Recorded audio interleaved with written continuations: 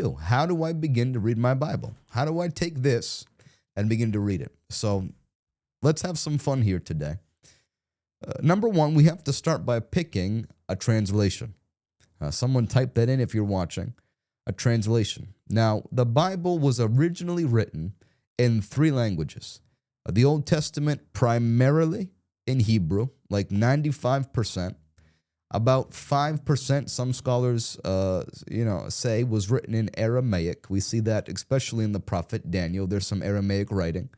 And then the New Testament was written in what is called Koine or Common Greek. And there are some minor Aramaic sayings in the New Testament, but they're always translated into the Greek.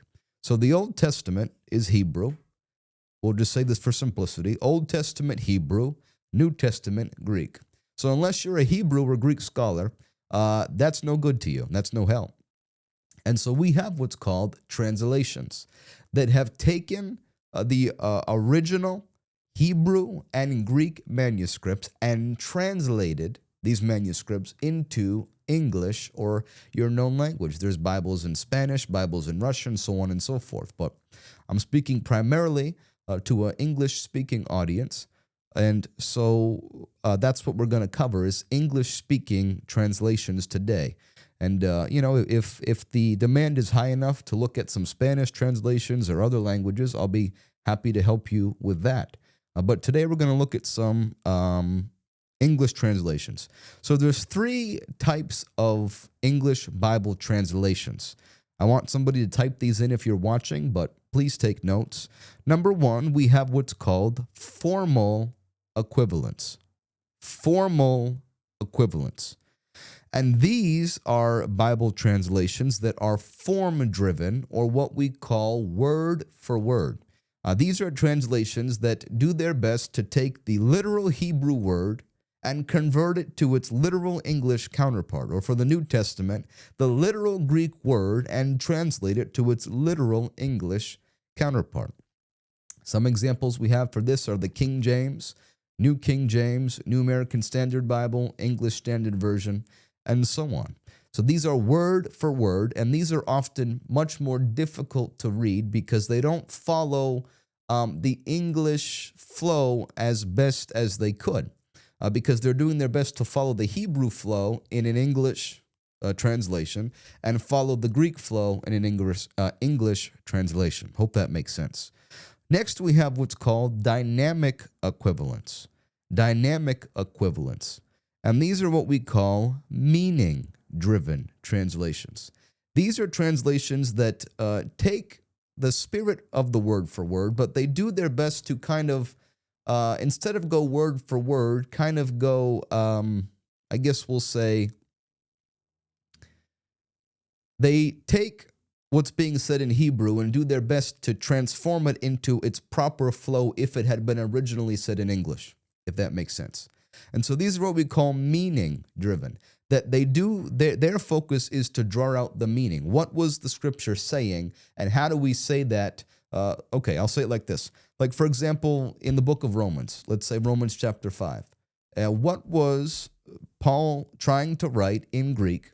What was he saying? And how do we translate that into the exact same meaning, but with the English phraseology and understanding of language structure and things like that? Like, for example, there's certain sayings that are in the Bible that when translated right into English, they don't make sense because they're not sayings that we say in our time period and so on and so forth.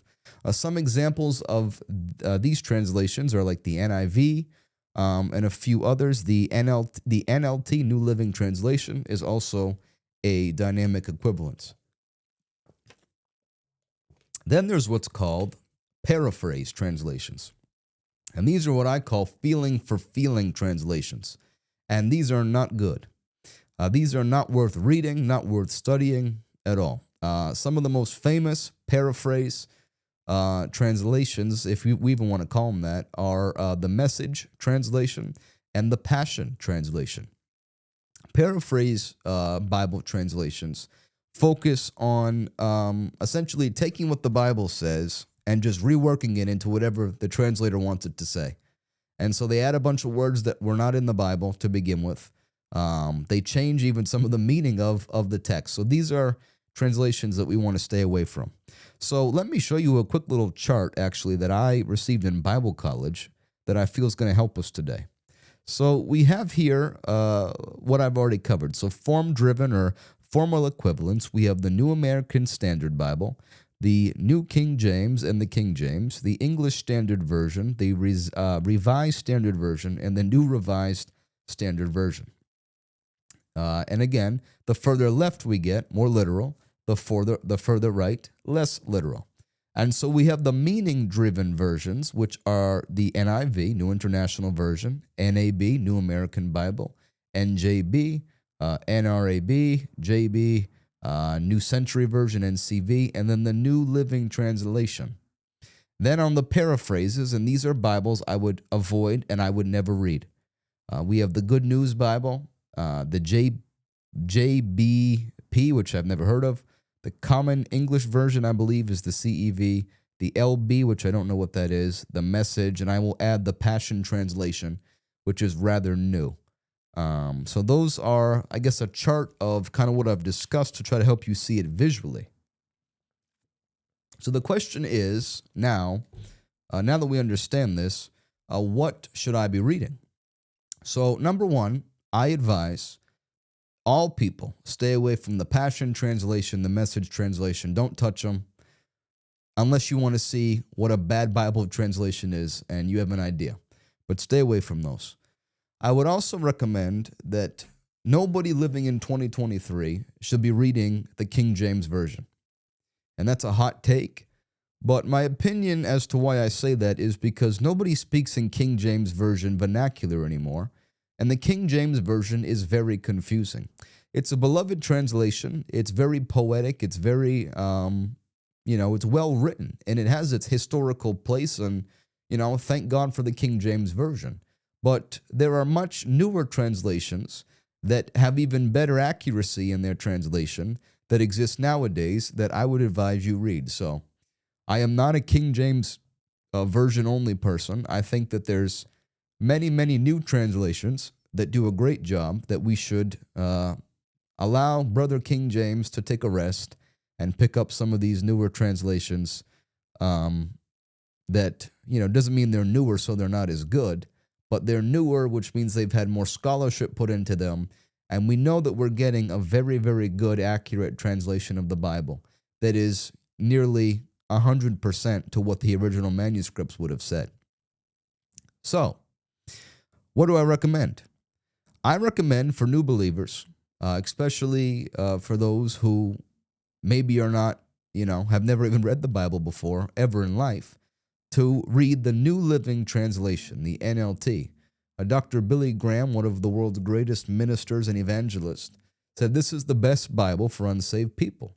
The New Living Translation does a great job delivering the meaning of the scriptures in a way that the average American can understand them today. So I would recommend for your reading the New Living Translation. Now, I use the New King James Version for my study, and we're going to do another broadcast next week on how to study the Bible. But those are the two Bibles I use. The NLT I will usually use to preach and teach. The New King James I use for my own study and my own reading.